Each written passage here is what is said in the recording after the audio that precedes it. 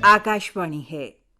वार्ताओं के अखिल भारतीय कार्यक्रम में लीजिए सुनिए परिचर्चा, राष्ट्रीय शिक्षा नीति 2020 और प्राथमिक शिक्षा।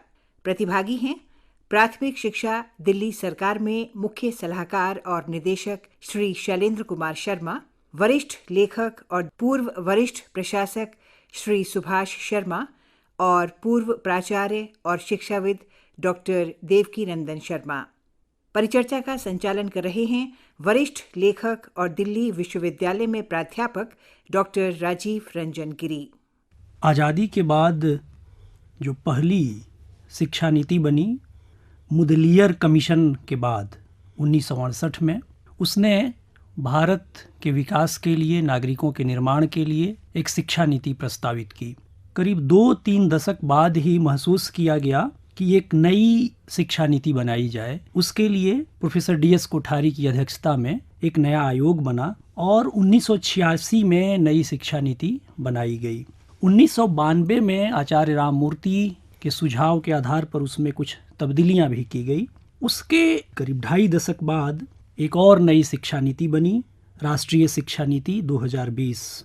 राष्ट्रीय शिक्षा नीति 2020 ने अपने आधार सिद्धांत के तौर पर कहा है कि इस शैक्षिक प्रणाली का उद्देश्य है अच्छे इंसानों का विकास करना, जो तर्कसंगत विचार और कार्य करने में सक्षम हों, जिनमें करुणा और सहानुभूति, साहस और लचीलापन, वैज्ञानिक चिंतन और रचनात्मक कल्पना शक्ति, नैतिक मूल्य से परिपूरित हों।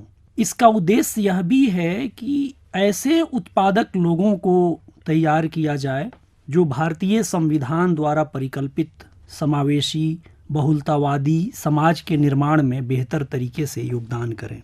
मैं सबसे पहले शैलेंद्र जी से पूछना चाहता हूं कि पीछे के 2 शिक्षा नीतियों से मौजूदा शिक्षा नीति में आप क्या तब्दीलियां देख रहे हैं?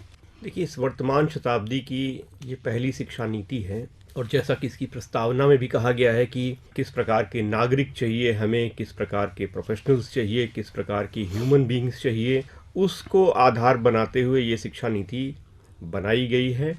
जो सबसे बड़ा स्ट्रक्चरल अंतर है पिछली शिक्षा नीतियों में और इसमें, वो ये है कि पहले अगर आपको ध्यान हो तो हम लोग बात करते थे 10+2 यानी 12 साल की स्कूली शिक्षा की परिकल्पना पहले से करी गई है। अर्ली चाइल्डहुड एजुकेशन, पूर्व प्राथमिक शिक्षा, ये किसी अलग अलग पॉलिसी दस्तावेजों में मिलते थे, बट एक बहुत स्ट्रक्चरल वे में उसको स्कूली शिक्षा में समाहित नहीं किया गया था। ये शिक्षा नीति 4 स्टेजेस की बात करती है। पहला 5 साल जिसको फाउंडेशनल कहते हैं, दूसरा 3 साल जिसको प्रिपरेटरी, फिर 3 साल मिडिल और फिर आखिरी का 4 साल जिसको सेकेंडरी कहा जाता है। तो ये एक बहुत बड़ा बदलाव है पिछले की तुलना में कि जब हम 10+2 की बात करते थे, आज हम 5+3+3+4 की बात कर रहे हैं। और अगर हम प्राथमिक शिक्षा के संदर्भ में बात करें तो ये पाएंगे कि जो पहले 5 साल की जो बात कही जा रही है वो बहुत व्यापक है, बहुत सारे पहलुओं को ध्यान में रखा गया है। अर्ली चाइल्डहुड एजुकेशन को बहुत इंपॉर्टेंस दी गई है और फंडामेंटल फाउंडेशनल लर्निंग को बहुत इंपॉर्टेंस दी गई है। तो एक तरीके से पूरी बेस बनाने की बात कही जा रही है ताकि शिक्षा फिर आगे की जो ग्रहण करे बच्चा, उसके लिए वो पूरी तरीके से तैयार हो। तो ये एक बहुत महत्वपूर्ण बदलाव है पिछली नीतियों की तुलना में इसमें। डॉक्टर सुभाष शर्मा जी, आपका प्रशासन में कार्य करने का लंबा तजुर्बा रहा है। उसके अलावा आपने भारत की शिक्षा व्यवस्था और शिक्षा पर भी आपने महत्वपूर्ण लेखन किया है। दुनिया भर के शिक्षा शास्त्री और मनोविश्लेषक यह कहते हैं कि बच्चे 6 से 7 साल की उम्र तक अपना 80% मस्तिष्क विकसित कर लेते हैं और बच्चों की प्राथमिक शिक्षा उनकी अपनी मातृभाषा, उनकी अपने परिवेश की भाषा, अपने क्षेत्र की भाषा में हो तो वो ज़्यादा बेहतर करते हैं। पर अब हम लोग एक देखते हैं, हालांकि यह खुशी की बात है, राष्ट्रीय शिक्षा नीति 2020 ने मातृभाषाओं पर बहुत जोर दिया है और साथ साथ बहुभाषिकता पर भी जोर दिया है। पर बहुभाषिकता पर जोर देने के साथ और भारत के संविधान के त्रिभाषा सूत्र पर जोर देने के साथ ही इसका भी जोर है कि प्राथमिक शिक्षा मातृभाषाओं में हो। पर हम लोग देखते हैं कि अपने देश के विभिन्न राज्यों में न सिर्फ निजी स्कूल बल्कि अब तो सरकार द्वारा संचालित स्कूलों में भी प्राथमिक शिक्षा अंग्रेजी भाषा में करने का चलन है। इसको आप किस रूप में देखते हैं? इससे क्या नुकसान होता है? वास्तव में कई राज्यों में फैशन हो गया है कि अगर प्राथमिक कक्षाओं में अंग्रेजी माध्यम से पढ़ाई होगी तो बच्चे बेहतर सीखेंगे, जबकि न यह तो विज्ञान सम्मत है, न समाजशास्त्र सम्मत है। और हमारे राष्ट्रपिता महात्मा गांधी जी जब 1908 में हिंद स्वराज किताब लिखे थे, उसमें भी उन्होंने कहा था कि प्राथमिक शिक्षा मातृभाषा में दी जानी चाहिए, क्योंकि बच्चों में ग्रहण करने की शक्ति होती है। मातृभाषा और अन्य भाषाओं में एक जो मौलिक अंतर है वो ये है कि मातृभाषा ग्रहण की जाती है, स्वयं बच्चा उसको ग्रहण करता है माँ बाप से, परिवार से, पड़ोस से, जबकि अन्य भाषाएं सीखी जाती हैं। जो चीज़ स्वतः ग्रहण की जाती है वो बहुत ही मौलिक होती है और उसमें इच्छा होती है कि आदमी अधिक से अधिक सोचे। जब हम अंग्रेजी में शिक्षा देने लगते हैं और भी प्राथमिक स्तर पर, तो निश्चित रूप से उनका कुंठित होना स्वाभाविक है। मैं अपने गांव के एक विद्यालय में गया था, प्राथमिक विद्यालय में, और मैंने वहां देखा कि यद्यपि वहां पर अंग्रेजी माध्यम लागू किया गया है, लेकिन कोई बच्चा न तो अंग्रेजी में पहाड़ा टेबल सुना पा रहा था और न ABCD से बने हुए शब्द जो हैं, छोटे छोटे शब्द ही कह पा रहा था। तो हम लोग न इधर के हैं न उधर के हैं, बीच में त्रिशंकु वाली स्थिति हो गई है। इसलिए ये नई शिक्षा नीति में ये एक समेकित रूप से किया गया है कि मातृभाषा में शिक्षा दी जाए, वो बहुत ही सराहनीय है। इससे बच्चे सोचेंगे। हम लोग भी प्राथमिक शिक्षा में हिंदी माध्यम से, अपनी मातृभाषा के माध्यम से पढ़ाई करते थे और कक्षा 6 में हम लोगों को एक अंग्रेजी विषय अतिरिक्त विषय के रूप में पढ़ाना शुरू किया गया, जबकि हमारा माध्यम स्कूल में कक्षा 12 तक हिंदी ही था। और मैंने महसूस किया कि जब उच्च शिक्षा में हम लोग जाते हैं तो कोई खास दिक्कत नहीं होती। शुरू में कुछ जो अवधारणाएं होती हैं उनको अंग्रेजी में समझने में थोड़ी दिक्कत होती है, लेकिन 2-4 महीने के बाद वो बच्चे उसको समझ जाते हैं और उसको फॉलो करने लगते हैं। इसलिए निश्चित रूप से संपूर्ण विद्यालयी शिक्षा में यानी कक्षा 12 तक मातृभाषा पढ़ाई जाए तो अति उत्तम है, नहीं तो प्राथमिक तो निश्चित रूप से होना चाहिए। डॉक्टर सुभाष शर्मा जी, दिल्ली में जो बड़े बड़े कहे जाने वाले स्कूल हैं उसमें से उंगली में गिने चुने स्कूल ऐसे हैं, सरदार पटेल विद्यालय, मदर्स इंटरनेशनल, जो अपनी आरंभिक पढ़ाई प्राथमिक शिक्षा मातृभाषा में देते हैं। और इन विद्यालयों की हैसियत और इन विद्यालयों की प्रतिष्ठा हमारे नागरिक समाज में बहुत ऊंचा माना जाता है, सरदार पटेल विद्यालय की भी और मदर्स इंटरनेशनल की भी। बावजूद इसका कोई असर नहीं दिख रहा है। कोई भी नया स्कूल इस दिशा में सोचने की तरफ क्यों नहीं बढ़ रहा है? सरकार की तरफ से सिफारिशें आती हैं, प्रस्ताव आ जाते हैं, पर जब हम लोग जानते हैं कि बच्चों के मानसिक विकास पर इसका असर होता है, तब भी कुछ शर्त जैसी चीज क्यों नहीं लाई जाती? वास्तव में डॉक्टर DS कोठारी ने बहुत स्पष्ट कहा था कि समान विद्यालय प्रणाली होनी चाहिए, चाहे वो निजी क्षेत्र हो या सार्वजनिक क्षेत्र हो। अगर वो हो तो अधिकारी का बच्चा भी उसमें पढ़ेगा, एक गरीब घर का बच्चा भी पढ़ेगा, राजनीतिज्ञ का भी बच्चा उसमें पढ़ेगा, पत्रकार का भी पढ़ेगा, यानी समाज के सभी वर्ग के, सभी समुदाय के बच्चे उसमें पढ़ेंगे और एक रूपता होगी। लेकिन ऐसा नहीं है।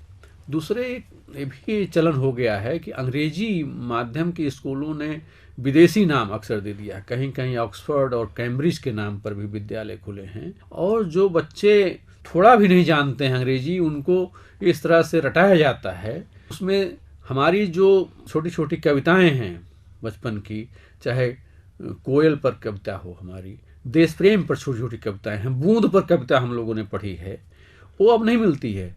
ट्विंकल ट्विंकल लिटिल स्टार या बाबा बाबा ब्लक, जॉनी जॉनी, ऐसी ऐसी कविताएं आ रही हैं। बच्चे उसका अर्थ नहीं समझते हैं, लेकिन उन पर ऐसा थोपा जा रहा है। और उसका कारण यह है कि हमारी शिक्षा जो है कमर्शलाइज्ड हो गई है, जो प्राइवेट सेक्टर में है, और सब पैसा कमाना चाहते हैं। अगर अंग्रेजी माध्यम लिखेंगे तो उसमें वो गार्जियन ज़्यादा फीस देने के लिए बाध्य होते हैं, और कहीं कहीं तो ऐसा विज्ञापन दिखाया जाता है कि दिन दहाड़े अंग्रेजी सीखें। माने एकदम आश्चर्यजनक, जैसे लगता है कि आप दिन दहाड़े गोली मार रहे हैं, लेकिन अंग्रेजी के नाम पर इसको ऐसा प्रचारित किया जाता है जी।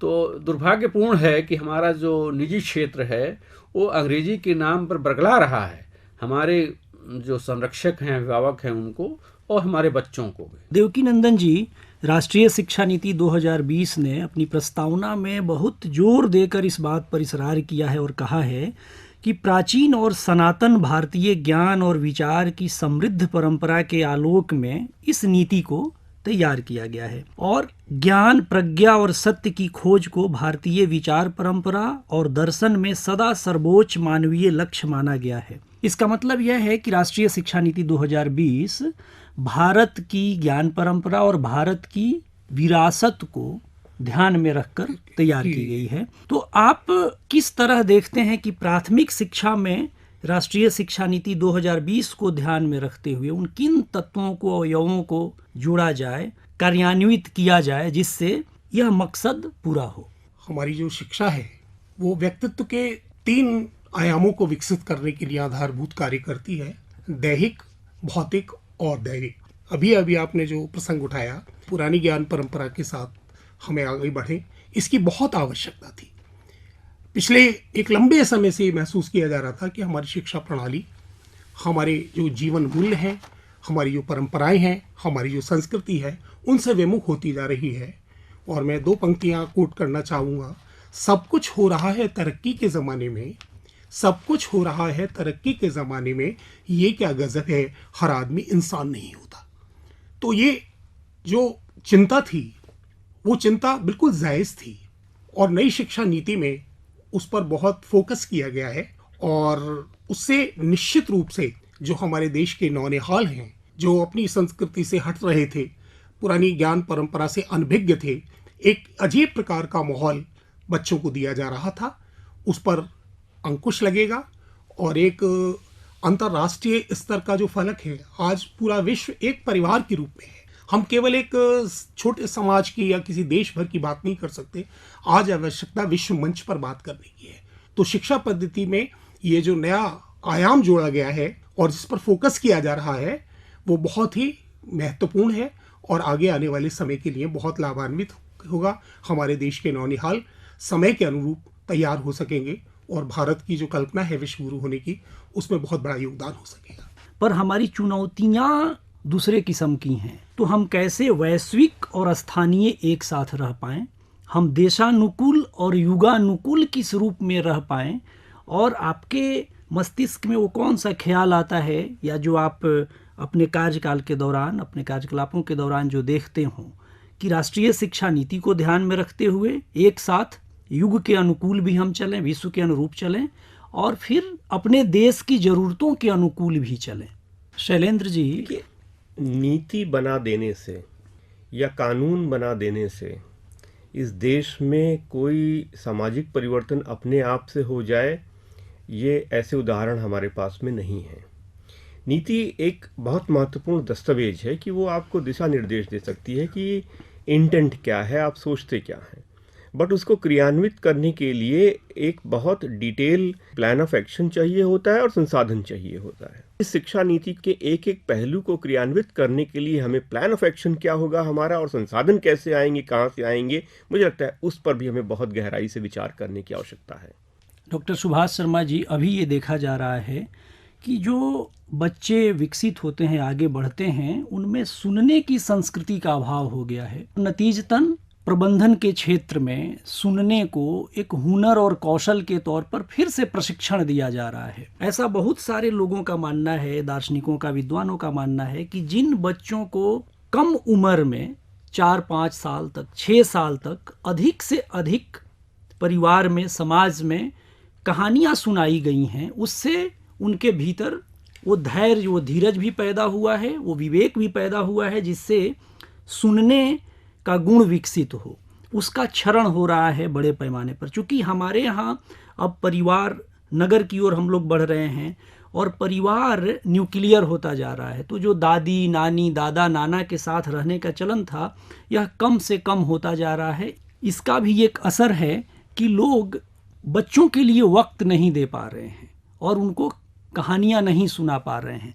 ऐसे में स्कूलों का दायित्व तो बढ़ गया है कि औपचारिक तौर पर नहीं, पर बिल्कुल उसी माहौल में, उसी तरह जैसे पहले दादियाँ नानियाँ कहानी सुनाती थीं और बच्चे सुनते थे। इसको आप कहानीकार भी हैं, तो आप ये बताएं कि कहानी का क्या महत्व है बच्चों के मानसिक विकास में। वास्तव में ये मैंने देखा है कि गिजू भाई जी एक बहुत बड़े शिक्षा शास्त्री, वास्तव में वो व्यवहारिक शिक्षा शास्त्री थे। उन्होंने विद्यालय में कहानियों के माध्यम से बच्चों को प्रेरित किया और नई चीज़ सीखने का गुर उन्हें बताया। इसलिए कहानियों का शिक्षा जगत में बहुत महत्व है, क्योंकि बच्चे कहानियों से अपने को जोड़ते हैं। कहानियाँ मानव जीवन की होती हैं, पशु जीवन की होती हैं, अन्य जीव जंतुओं के जीवन की होती हैं, और ये प्रकृति जो है, वनस्पति जो है, इससे जुड़ी होती है। हमारे देश की प्राचीन परंपरा रही है कि आचार्य विष्णु शर्मा ने पंचतंत्र लिखा, जी जिसमें पशुओं के माध्यम से, उनकी कहानियों के माध्यम से ज्ञान का भंडार है। हम लोग हर कहानी में कोई न कोई नया संदेश पाते हैं, सीखते हैं, जो हमें अन्यत्र नहीं मिलता है, और उसको सीखने में कोई मेहनत भी नहीं करनी पड़ती। तो शिक्षा तो वही सबसे अच्छी होती है जो अनायास हो जाए और जो जिंदगी भर याद रहे। ये नहीं कि जितने दिन हम परीक्षा दे रहे हैं, उसके लिए तैयारी कर रहे हैं, उसी समय तक याद रहे। और ये कहानियाँ हमको हमेशा याद रखती हैं। दूसरी बात ये भी है कि विद्यालयों में आजकल इमला नहीं लिखाया जाता।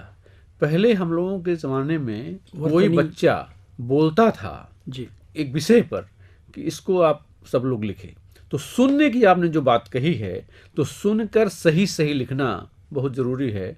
और हिंदुस्तान में हिंदी भाषा ऐसी है जो जैसा उच्चारण किया जाता है वैसा ही लिखा जाता है। अंग्रेजी की तरह नहीं कि उच्चारण कुछ है और वर्तनी उसमें भिन्न हो गई। तो ये हमारी सुनने की शक्ति उससे बहुत विकसित होती है। गिजू भाई ने दिवा स्वप्न नाम की किताब लिखी।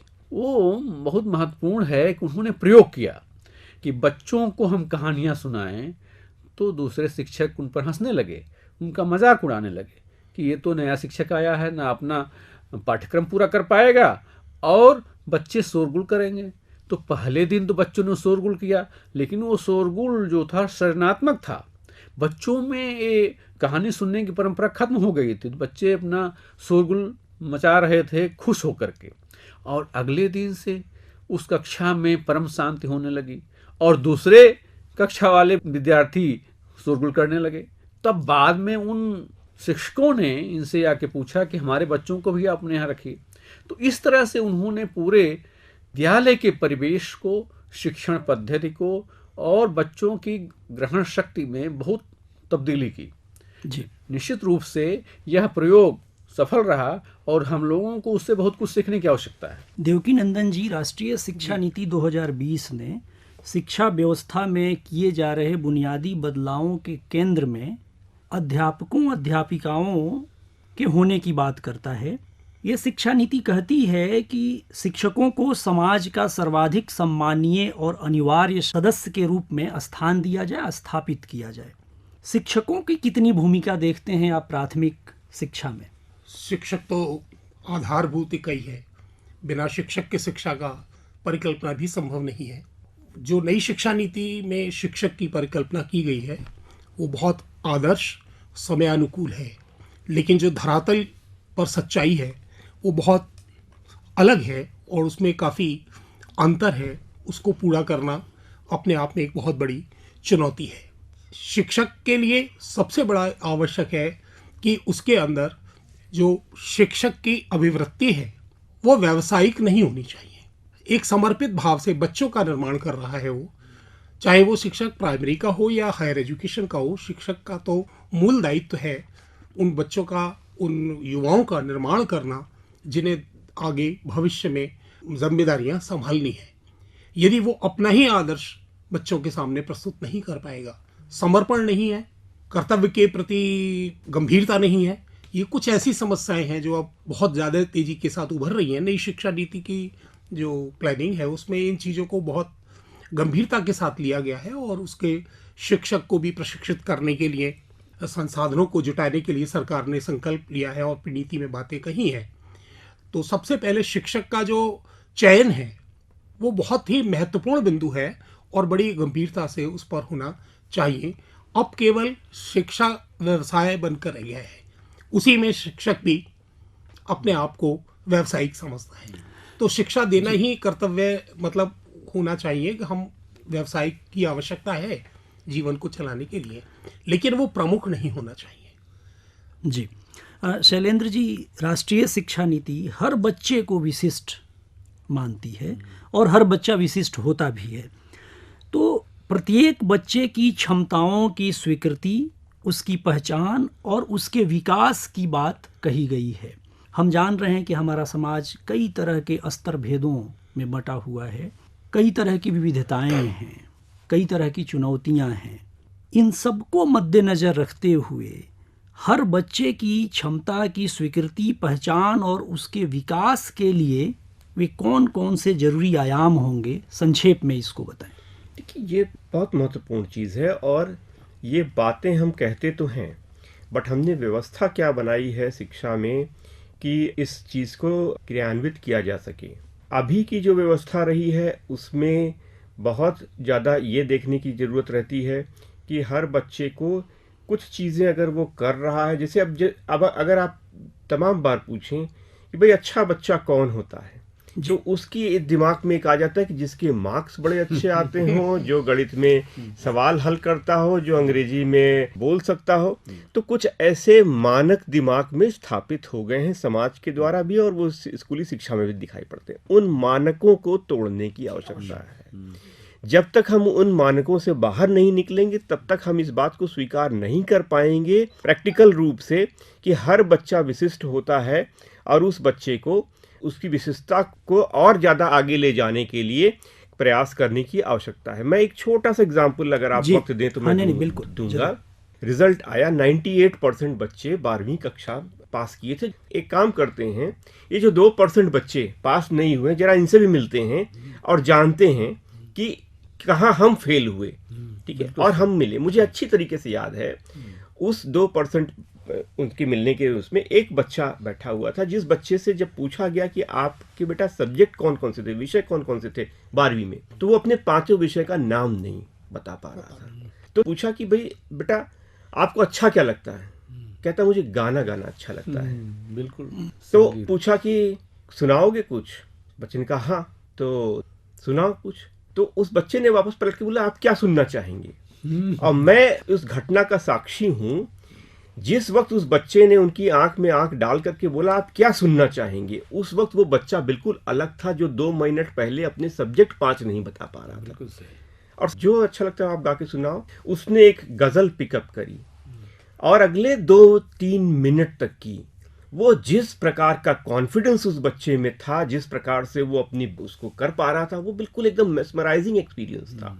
तो हम लोग जब उस मीटिंग से बाहर निकले तो भाई देखो ये रहा है प्रॉब्लम कि हम इस बच्चे से एक्सपेक्ट करते थे कि वो मैथ साइंस में नंबर लेकर के आए, जबकि इसका टैलेंट कहीं और है, तो हम उसको बैठा रखें कहीं और पे। तो मुझे लगता है इस प्रकार के प्रयोग करने की हमें बहुत ज़्यादा ज़रूरत है, खास तौर से जो आखिरी चरण है नई शिक्षा नीति का, आखिरी का 4 साल सेकेंडरी के स्टेज में, वहाँ पे हम अब बच्चे को उसके टैलेंट के अनुसार उसको हम आगे लेकर के जाने की तैयारी हमें स्कूल में करनी पड़ेगी। अभी शैलेंद्र जी ने ड्रॉप आउट की चर्चा की और एक अलग तरह का प्रस्ताव पेश किया जो बहुत ही आकर्षक है और पुरानी दार्शनिक धारणाओं से भी मेल खाता है यह प्रस्ताव कि हर बच्चा विशिष्ट होता है और हर व्यक्ति में अलग तरह की प्रतिभा होती है। पर ये ड्रॉप आउट की समस्या बड़ी समस्या है। प्राथमिक स्तर पर इससे कैसे हम लोग प्राथमिक शिक्षा को केंद्र में रखकर अगर सोचें तो उसमें कैसे इससे हम निजात पाएं, आप क्या सोचते हैं? सबसे पहले तो जो ग्रामीण क्षेत्र के बच्चे हैं उनका कुछ कृषि का सीजन होता है, बुआई का समय मान लीजिए, कटाई का समय, तो उनके माँ बाप और परिवार सदस्य उसमें व्यस्त रहते हैं और बच्चा भी कहीं न कहीं उनकी मदद करता है जी। तो अगर हमारी शिक्षा पद्धति में विद्यालय का जो टाइम है, बुआई और कटाई के समय, हाँ, अगर उसमें बदलाव कर दिया जाए तो बहुत अच्छा असर पड़ेगा। दूसरी बात है कि जो पाठ्यक्रम है वो कहीं न कहीं कम रुचिकर है। मैं गया था अपने गांव के विद्यालय में, पूछ रहा था कि बताओ अपने ज़िले की भौगोलिक सीमा क्या है, इस ज़िले के पूरब में कौन ज़िला है, पश्चिम में, उत्तर, दक्षिण में।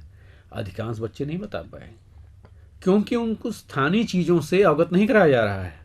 उनको बड़ी बड़ी चीज़ें देश के स्तर पर या कभी कभी तो विश्व के स्तर पर बताई जा रही हैं, लेकिन जो अपनी स्थानीय चीज़ें हैं वो मालूम होना चाहिए कि नदियाँ क्या हैं, पहाड़ क्या हैं, हमारे धार्मिक वहाँ पर तीर्थस्थल क्या हैं, ये सब मालूम नहीं रहता। तो ये ज़रूरी है कि पाठ्यक्रम को हम लोग रुचिकर बनाएं और किसी तरह का जो ये परीक्षा का आतंक है इससे बच्चों को मुक्ति दिलाएं। बहुत सारे बच्चे परीक्षा का डर है, एक तो जो फेल होने का, असफल होने का जो ठप्पा लग जाता है वो जिंदगी भर नहीं छूटता है। इसीलिए जो बारबियाना स्कूल के बच्चों ने कहा है जी कि शिक्षकों ने विद्यालय को उपद्रव का केंद्र बना दिया है, ये उनके शब्द हैं। जी क्योंकि हमारी जो शिक्षिका हैं वो हमको फेल कर देती हैं, हमारी समस्या नहीं समझती कि हम तो आ रहे हैं 10 किलोमीटर दूर से, नदी नाला पार करके आ रहे हैं, और कहते हैं कि आप विद्यालय लेट से आए हैं, और हमसे परीक्षा लेती हैं ऐसी चीज़ों की जो हम लोगों के देश संदर्भ से, हमारे परिवेश से जुड़ा हुआ नहीं है। तो बहुत सारी चीज़ें हैं जिनमें हम लोगों को बदलाव करने की आवश्यकता है, और निश्चित रूप से उसमें जो ड्रॉप आउट है, जो बच्चे छोड़ देते हैं बीच में पढ़ाई, वो घटेगा। ग्लोबल और लोकल, वैश्विक और स्थानीयता के बीच कैसे सामंजस्य बने, ये लचीलापन कैसे लाया जाए ताकि प्राथमिक स्तर पर बच्चों के भीतर वो आत्मविश्वास आ जाए। अभी इन दोनों विद्वान वक्ताओं ने बताया कि जो असफल होने का भय है या बच्चे में जो अलग तरह की प्रतिभा है, तो इस लचीलापन को कैसे देखा जाए। नई शिक्षा नीति में लचीलापन अंडरलाइन किया गया है, रेखांकित है। पाठ्यक्रम को रोचक बनाना, शिक्षण पद्धतियों को सरल और मनोरंजक बनाने की जो दिशाएं हैं वो इसमें निश्चित रूप से बहुत बड़ी कारगर सिद्ध होंगी। और जो भाषिक मामला बहुत केंद्रित है पूरी नीति में, उसमें साफ साफ कहा गया है कि बच्चे के ऊपर दबाव नहीं होना चाहिए, वो अपनी घरेलू भाषा, मातृभाषा, प्रादेशिक भाषा का परिवेश लेते हुए आगे बढ़े। और अन्य विदेशी भाषाओं को भी इसमें समाहित किया गया है जी। जैसे हम अन्य देशों की भाषाएं हैं उनका भी ज्ञान बच्चे को लिया जाना चाहिए ताकि वो वैश्विक परिप्रेक्ष्य के लिए तैयार हो सके। निश्चित रूप से मैं सार्थक यही कहना चाहूँगा कि हमारी जो नई शिक्षा नीति है वो उन बिंदुओं पर केंद्रित है जहाँ हम वैश्विक समाज के सामने बहुत मजबूती के साथ अपने नौनिहालों को प्रस्तुत कर सकते हैं। बहुत बहुत शुक्रिया, आप तीनों लोग इस कार्यक्रम में शिरकत आप लोगों ने की, बहुत शुक्रिया। धन्यवाद आपको भी। राष्ट्रीय शिक्षा नीति 2020 और प्राथमिक शिक्षा वार्ताओं के अखिल भारतीय कार्यक्रम में अभी आप ये परिचर्चा सुन रहे थे। प्रतिभागी थे प्राथमिक शिक्षा दिल्ली सरकार में मुख्य सलाहकार और निदेशक श्री शैलेंद्र कुमार शर्मा, वरिष्ठ लेखक और पूर्व वरिष्ठ प्रशासक श्री सुभाष शर्मा और पूर्व प्राचार्य और शिक्षाविद डॉक्टर देवकीनंदन शर्मा। परिचर्चा का संचालन कर रहे थे वरिष्ठ लेखक और दिल्ली विश्वविद्यालय में प्राध्यापक डॉक्टर राजीव रंजन गिरी। कार्यक्रम के प्रस्तुतकर्ता थे राम अवतार बैरवा। ये कार्यक्रम आकाशवाणी के दिल्ली केंद्र से प्रसारित किया गया।